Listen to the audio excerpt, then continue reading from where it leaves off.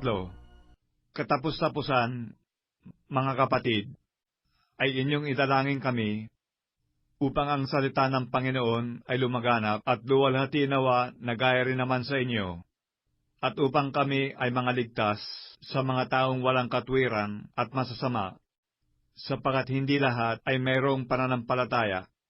Ngunit tapat ang Panginoon na magpapatibay sa inyo at sa inyo'y mag-iingat sa masama. At may pagkakatiwala kami sa Panginoon tungkol sa inyo, na inyong ginagawa at gagawin naman ang mga bagay na aming iniuutos.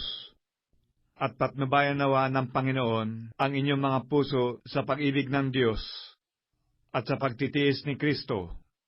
Aming iniutos nga sa inyo, mga kapatid, sa pangalan ng ating Panginoong Hesukristo, na kayo'y magsihiwalay sa bawat kapatid na lumalakad na walang kaayusan at hindi ayon sa aral na tinanggap nila sa amin, sapagat kayo rin ang nakakaalam kung paano kami ay inyong dapat tularan, sapagat kami ay hindi nangag-ugali ng walang kaayusan sa inyo, ni nagsikain man kami ng walang bayad ng tinapay ng sinuman, kundi sa pagpapagal at sa pagdaramdam na gumagawa gabit araw, upang kami ay huwag maging pasanin sa kanino man sa inyo, hindi dahil sa kami ay walang karapatan, kundi upang kami ay makakapagbigay sa inyo ng isang uliran, upang kami ay inyong tularan, sapagat noong pamang kami ay kasama ninyo, ay aming iniutos sa inyo,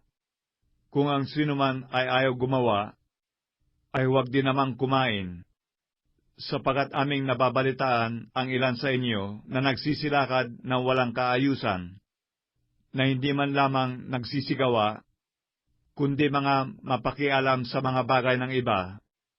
Sa mga gayon nga ay aming iniuutos at ipinamamanhik sa Panginoong Hesukristo, na sila'y magsigawang may katahimikan, at magsikain ng kanilang sariling tinapay.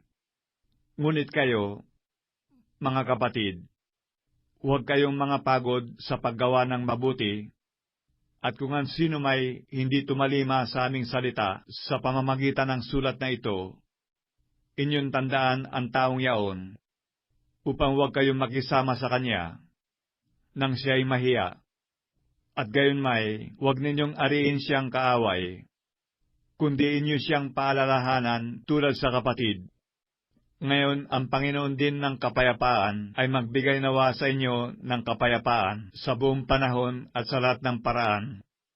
Ang Panginoon ay sumainyo nawang lahat. Ang bati na sinulat ng aking sariling kamay, akong si Pablo, na siyang tanda sa bawat sulat, gayon sumusulat ako. Ang biyaya ng ating Panginoong Hesukristo ay sumainyo nawang lahat.